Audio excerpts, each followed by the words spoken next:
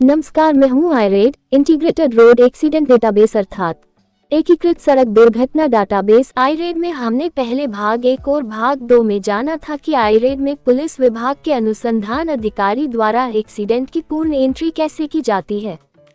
आज हम जानते हैं पुलिस विभाग द्वारा आईरेड में दर्ज एक्सीडेंट एंट्री में एफआईआर नंबर दर्ज करना एवं ट्रांसपोर्ट विभाग को वाहन इंस्पेक्शन और रोड विभाग को रोड इंस्पेक्शन की रिक्वेस्ट कैसे भेजते हैं। सबसे पहले पुलिस स्टेशन की एसएचओ आईडी को लॉग इन करेंगे। लॉग इन करने के बाद डैशबोर्ड पर उक्त पुलिस स्टेशन द्वारा आईरेड में दर्ज किए गए एक्सीडेंट का डाटा दिखाई देगा, जिसमें उक्त पुलिस स्टेशन के द्वारा दर्ज अब तक के सभी रोड एक्सीडेंट का ग्राफ और नीचे उन एक्सीडेंट्स की डिटेल्स जैसे fatal, grievous injury, simple injury इत्यादि एक्सीडेंट का डाटा संख्या में दिखाया जाएगा। आगे हमें नीचे की तरफ लिस्ट अर्थात सूची का बटन दिखाई देगा।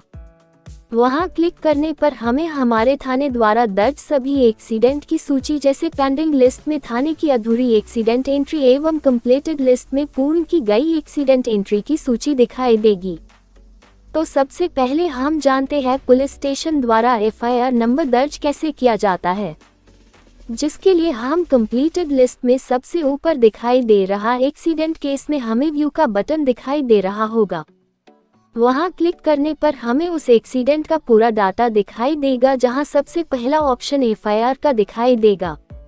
इसमें एफआईआर नंबर दर्ज करने के लिए वहां हमें एक एडिट बटन दिखाई देगा, जहां क्लिक करने पर पहला ऑप्शन जिसमें थाने के रिकॉर्ड के अनुसार उक्त एक्सीडेंट केस का एफआईआर नंबर दर्ज करना है।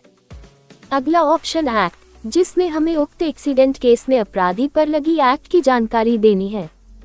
अगला ऑप्शन जिसमें हमें उस एक्ट में लगे सेक्शन अर्थात धारा की जानकारी देनी है। अगले ऑप्शन में अनुसंधान अधिकारी द्वारा जिस वाहन को अपराध की श्रेणी में बताया गया उसकी जानकारी दिखाई देगी। अगला ऑप्शन जिसमें पुलिस स्टेशन में उक्त एक्सीडेंट की एफआईआर दर्ज की दिनांक और समय को दर्ज करना है।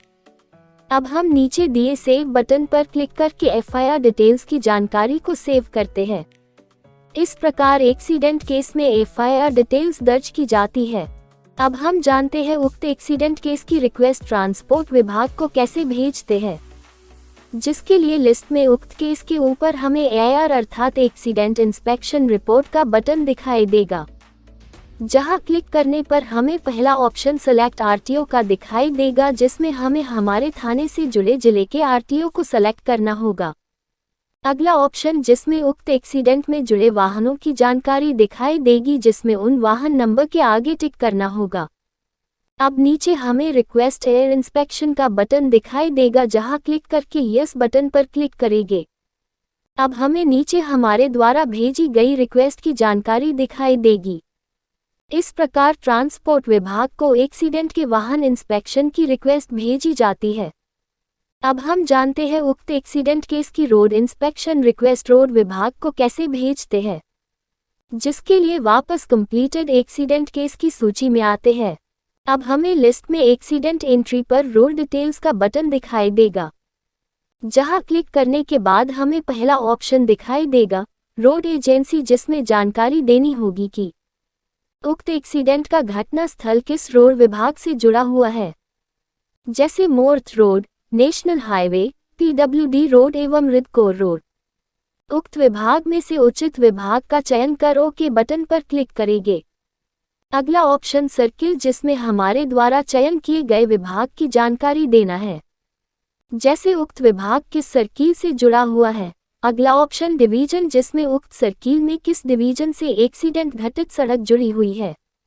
अगला ऑप्शन सब डिवीजन, जिसमें बताना है कि उक्त एक्सीडेंट की सड़क किस सब डिवीजन से जुड़ी हुई है। अब हम नीचे दिए रिक्वेस्ट बटन पर क्लिक करते हैं। नीचे हमारे द्वारा भेजी गई उक्त एक्सीडेंट की रोड इंस्पेक्शन रिक्वेस्ट की जानकारी दिखाई देगी। इस प्रकार एक्सीडेंट केस की रोड इंस्पेक्शन रिक्वेस्ट भेजी जाती है।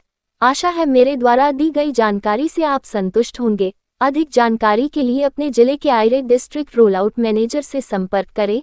धन्यवाद।